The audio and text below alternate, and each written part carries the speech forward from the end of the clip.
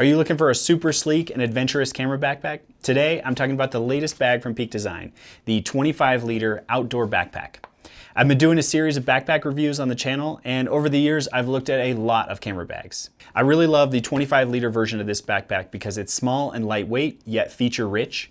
It has great organization, and it's stylish. My name is Mark Bergering. I'm an adventure photographer and videographer based in Colorado. My wife Brenda and I are always taking our camera bags wherever we go. We love having bags that allow us to pack efficiently and travel with our camera gear and everything else we need for a trip. We also have 2 kids, so packing fewer bags makes it easier to keep track of everything. On this channel, I do practical gear reviews from my real-world experience to help you decide what equipment you should spend your hard-earned money on. Be sure to hit subscribe as I'm rolling out a handful of camera backpack reviews in the coming weeks. You may have already seen my review of the 45-liter version of this outdoor backpack, but if you haven't, check it out here, and I'll put a link down in the description. One of you commented on that video that you'd like to see a review of the 25-liter version, so here it is. Thank you for the encouragement. While the outdoor backpacks are great for adventures, the everyday line from Peak Design is more suited to getting through the airport and using on an everyday basis on other modes of transport. I'll be going through the full lineup from Peak Design in a future video, so if you want to see that, again, hit subscribe. When I first got this bag, along with its bigger 45-liter brother, I was a bit skeptical. There were a lot of straps, not very many zippers, and it wasn't initially obvious how to use the bag. After traveling with it, I can officially say it's awesome. I took it on a trip to the desert where it performed really well, and here's a few photos from that trip. I took it on a photo gig where I hopped on a plane for one day to go to California, and it fit neatly under my seat as a personal item, no charge for carry-on. And I was able to pack everything I needed for the day in this bag. All right, so let's take a deeper look at all the functions that this bag has to offer. My favorite feature, starting off, is the big zipper access to everything inside the bag. With one zipper, you can get access to all your camera gear, anything else you have in this upper compartment, and your laptop, anything you might want. So I really like that because when I get to a location, I usually lay my bag on the ground, unzip it, and then work out of the camera gear that's in this cube here. It works really well for me because I can easily change lenses and do whatever I need with quick access to that camera gear. You might notice that this bag has no frame inside of it. So all of the rigidity that's holding this bag up in this shape is coming from this camera cube. So it has these clips on the sides here that clip into this little straps inside the main compartment of the bag and kind of give it some shape. The 45-liter version has a frame, but this one doesn't. So if you don't have a camera cube and you lay it on the table, it just sits flat and it doesn't really have any shape. I found that when I didn't have the camera cube attached properly, I would set my bag down, unzip it, and it would just lay flat and everything would kind of start spilling out of it. So make sure that you have a cube and make sure that you attach it in these interior loops here to give it some shape. Inside this main compartment, there's not a lot else in terms of organization. This laptop sleeve is just really light and thin and doesn't really have much to it. It also functions as a place to store your water bladder, but I would probably never do that if you had camera gear in here. So something to keep in mind if you want to use this bag in a different style and just carry some outdoor gear. So moving on from this main zippered compartment, let's take a look at the back of the bag. So it has a really clean, durable fabric on the back here, which is great if you're going to be setting it down in dirty environments or muddy environments in the snow, whatever. But I feel like this fabric might get dirty over time. I did already get a few stains on this softer fabric from laying it down in the dirt, but this has stayed clean, but I suspect over time it will get dirty. While the back is really clean here, you do have the ability to add on some accessory straps by using these daisy chains. I found they're a little bit tricky to use at first, but once you figure out it has a nice snap and it can really tell you when things are attached. So these daisy chains are good if you want to add capacity and strap things on the outside of the bag. You can also use the everyday sling that was launched with this bag to add a little bit more capacity and attach that on this back panel daisy chain. So in addition to that, you've got a couple small pockets here. This one has the rain cover included in it and a little key clip. These pockets aren't real big, but they do have enough capacity for a few smaller items. It splits the bag right down the middle, so you've got one on each side, and that's pretty much the capacity there. In terms of the sides, you've got one large stretchy pocket here And again, more daisy chains if you want to tighten something down, and attach these little straps to the outside of the bag and cinch this down.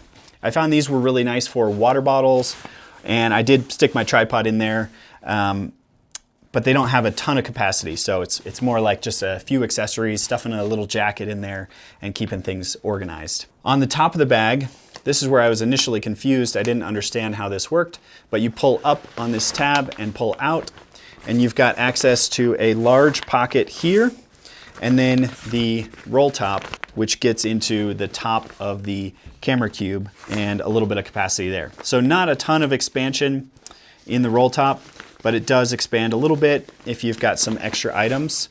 And then when you're ready to close it up, you simply pull on this tab here, and it cinches up this cord and locks. So pull this to open it, pull this to close it. What I really like about the outdoor bags, in addition to that full access, is also the suspension. These shoulder straps were kind of inspired by a running vest design, and they're super comfy. There's adequate padding.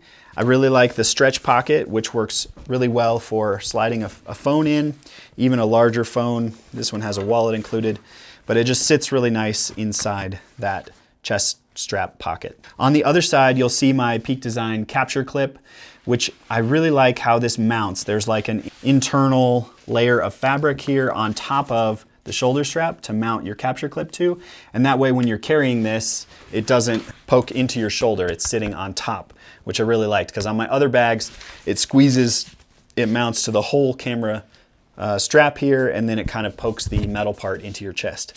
So thoughtful addition there. If you're not familiar with the capture clip, it's a cool way. You put this base plate on, and it's a cool way to quickly mount your camera and have quick access to it while you're out. I use these on all my bags, and I really like it. I also use the Peak Design anchor system, which allows me to have a strap when I want it and not when I don't. You may notice they use the same style hook on the chest strap, so that just hooks right across and snaps on to that latch point.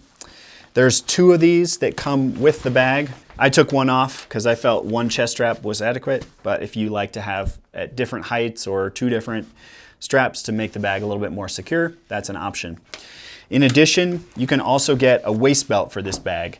I feel like 25 liters is right on the edge of whether or not you'd want a waist belt, so I appreciate that it's removable. At 25 liters, if you're carrying a bunch of camera gear and some other heavy items, I think waist belt is going to be great for longer hikes. So that strap or that waist belt attaches via these two little rotating points here. I'll show you how that goes.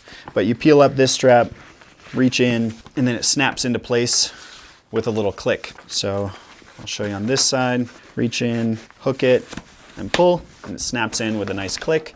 And that gives you, in addition to a comfortable, nicely padded waist belt, it gives you an extra zippered pocket on this side, and another place to mount your capture clip if you wanted it, or just a nice stretchy pocket for some snacks.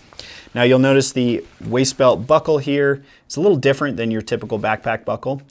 It's a nice secure feeling buckle, but it's nice and sleek, and then I like how you just pop that and it comes right off. So Peak Design always innovating with all their latches and connection points. I appreciate that. In terms of versatility, this bag can do a variety of things. I think one limiting factor is the fact that it kind of needs a camera cube to give it some shape. So if you're not going to carry camera gear, it's a little bit less versatile, but for carrying camera gear, I think it works really well, and you can scale the size of the interior camera cube to suit your needs. The current one that I have in there is the medium size, so this is the intermediate size they deem medium. They also have a small. The medium does not fit in here, so medium is the largest you can fit. This is the extra small size, but this is gonna be more of just a really compact camera that you're just gonna set this cube inside the bag and have a little extra protection for your camera. If 25 liters isn't enough for you, you can also attach the everyday sling. Can be used, I wouldn't necessarily use it on the front, although it can be used that way, but it does sit nicely on the back here if you want an extra 7 liters of capacity to make this a 32 liter bag. I also appreciate that this 25 liter bag feels like it carries a lot of stuff. It's somewhat scalable and works really well for carrying enough camera gear for a full day shoot. If you've got more of a pro size kit, the 45 liter is going to be better suited, but sometimes you just want to take a smaller bag and not have so much weight.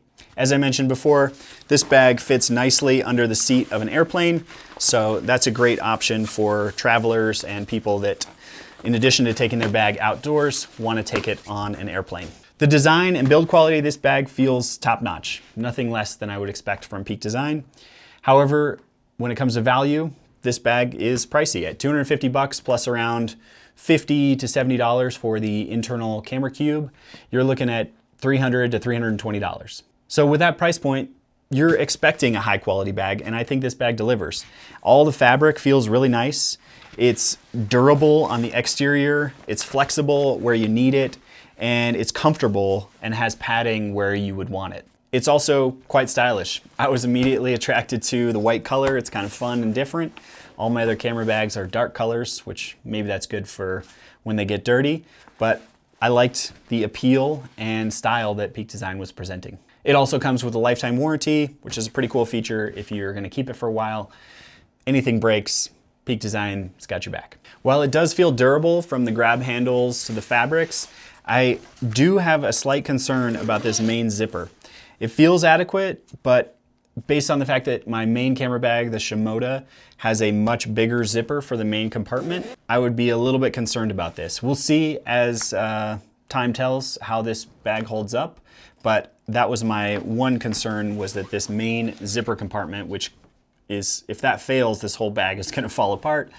That might be a weak point. So to compare this bag to some alternatives, that $320 price point is gonna give you a lot of options to compare this to. I would look at bags from f-stop gear, Shimoda, maybe LowPro. That's gonna be a little bit more of a budget option.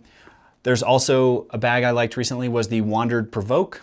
They make a, I believe it's 21 liter bag that I would say is comparable, although not quite as feature rich and well designed. You can check out that review up here. I reviewed the 31 liter version. If you want to check the price of the Peak Design outdoor line, they just launched it on their main site, so it's no longer on Kickstarter. You can actually buy it.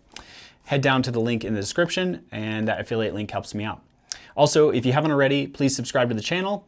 Really appreciate it. It allows us to do more gear reviews in the future. If you're not sure about the offerings from Peak Design, maybe the price point isn't yours, I would go watch the video on the Wander Provoke. As I mentioned, it's a really affordable alternative that has some similar features but costs $200, which is quite a bit less than this bag.